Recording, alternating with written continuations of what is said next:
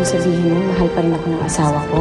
As of last night, sinagot na po ako nitong napakagandang babaeng ito. Hindi na talaga maaagaw ni Fernando si Paloma sa'yo. Dahil sa akin lang si Paloma. Sa akin lang. Hindi ako papayag na magpakasal sa kanya. Mahal na mahal kita, katulad ng pagmamahal ko kay Rosalinda. Bastos ka! Nandidiri ako sa mga halik mo. Nasusuka ako sa'yo! Kahit ano pang mangyari, paglalaban ko siya. Dahil siya ang tunay na asawa ko, kaya akin lang siya. Paloma! Ako ang asawa mo, Alfredo. Siya ang una kong kinakasalan. Bawiin mo yung sinabi mo, Alfredo! Yan ang totoo, Evangelina. Hindi akong kabit dito. Kung hindi ikaw! Sino ka nga ba, Paloma? Ikaw nga ba si Rosalinda? Ikaw nga kaya ang kapatid kong baliw? Hindi mo ako pwedeng takasan hanggat hindi mo inaamin sa akin na ikaw si Rosalinda.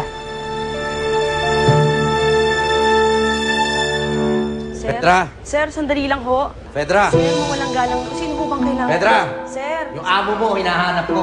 Ilabas mo yung amo mo. Petra! Alex! Nagulat naman ako sa pagdating mo. Hindi ko ina-expect na dadalaw ka dito. Nasaan ang asawa mo? Wala akong kailangang aminin sa'yo dahil hindi ako ang asawa mo. Bakit ba ang kulit mo? Ako si Paloma, hindi ako ang asawa mo. Pwede ba tumigil ka na? Ikaw ang asawa ko. Bitiwan mo ako! Halika! Bitiwan mo ako! Saklolo, tulungan niyo ako! Sige, sumigaw ka pa ng sumigaw. Walang makakarinig sa'yo dito. Kaya pwede ba, sumama ka na lang sa akin sa loob? Tara! Ayoko! Bitiwan mo ako! Saan dinala ni Fernando Jose si Paloma? Anong pinagsasasabi mo? Itinakas ni Fernando Jose si Paloma. Kinidnap ni Fernando Jose si Paloma. Kaya sabihin mo sa akin kung nasaan yung gagong asawa mo!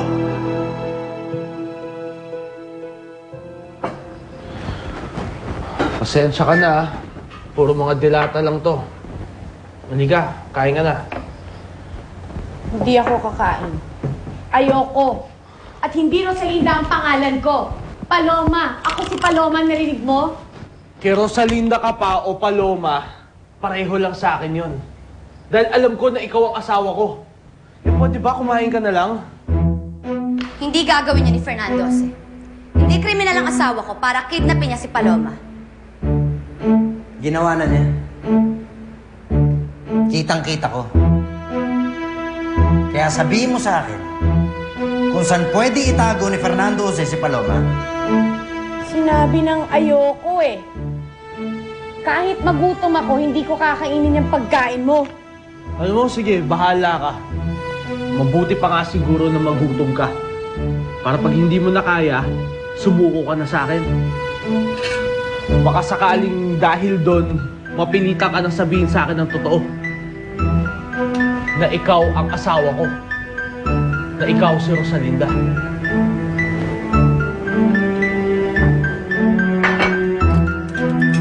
Gusto mo kumain? Sige, akin na lahat to. Sarap.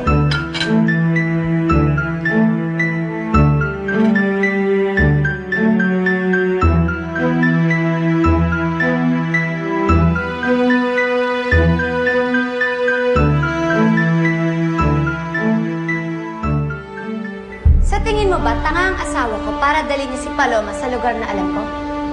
Sa tingin mo, itatakas niya yung malanding babaeng yun para lang magpahuli sa akin? Sigurado ako na nilandi-landi ng Palomang yun ang asawa ko. At kasalanan ng babae mo kung bakit natukso ang asawa ko na itakas siya. Huwag mo nasisihin si Paloma. Kasalanan tong lahat ni Fernando Jose. Mag-isip-isip ka. Isipin mo mabuti kung saan pwede itago ng asawa mo, si Paloma.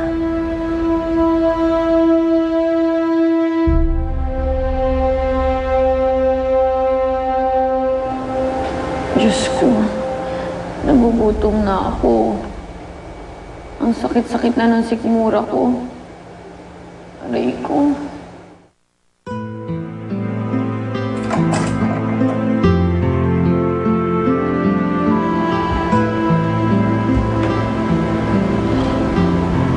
To, hindi na lang kita ng pagkain.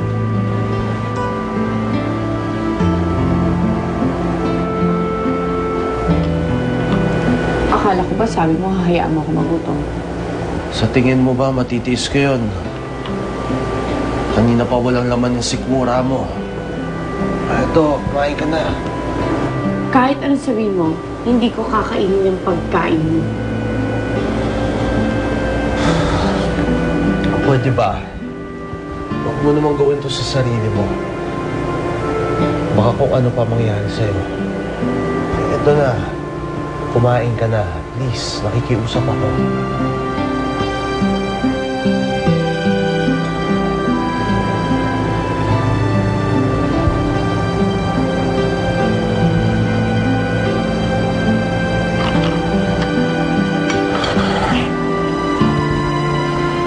Pwede bang huwag mo na akong pahirapan pa?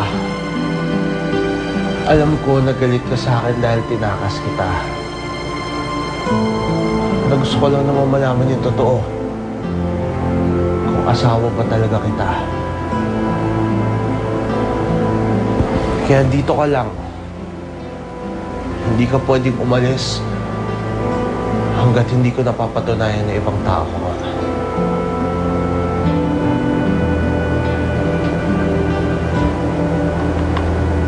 At kung halimbawa nga na hindi ikaw si Rosalinda, malalaman ko yun. Pakakawalan kita. Kung hindi nga ikaw si Rosalinda.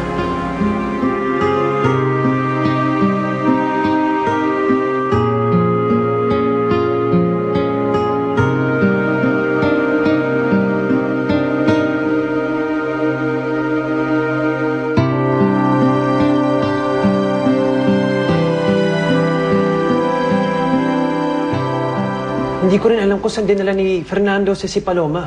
Wala akong idea. Sigurado ka ba, Gerardo, na hindi mo alam? O baka naman pinagtatakpan mo lang yung kaibigan mo? Pedra, kahit na kaibigan ko si Fernando Jose, hindi ako nangungonsinti ng mali. Ayoko na makipaghulaan pa sa inyo.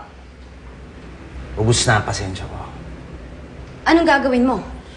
Tatawag ako ng mga pulis para i-report ang ginawa ng asawa mo. Alex, nakikiusap ako sa'yo.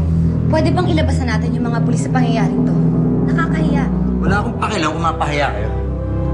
Ang importante, malaman to ng mga pulis para mahuli na yung gagong asawa mo.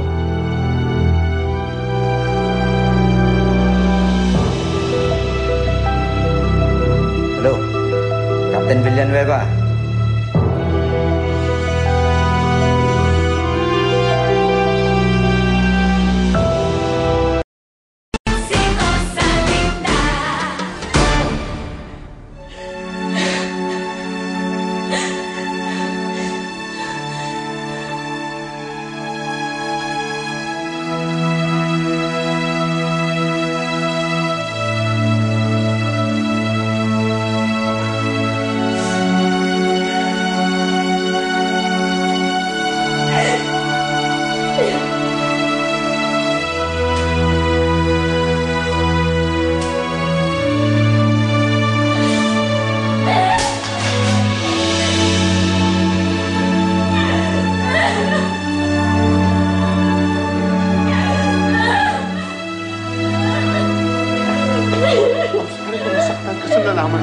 Nasabi ko lang dahil yung saktan mo sa sarili.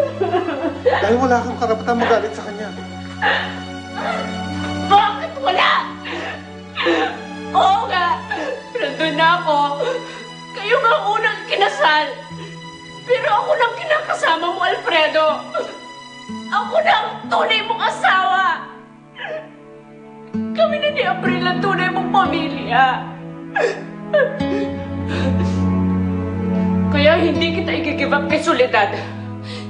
Dahil sa oras na makapagbalik ka sa kanya, ididemanda kita. Ididemanda kita ng panloloko at bigami.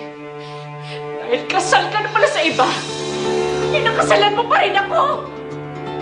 Nasubukan mo na ako iwanan, Alfredo.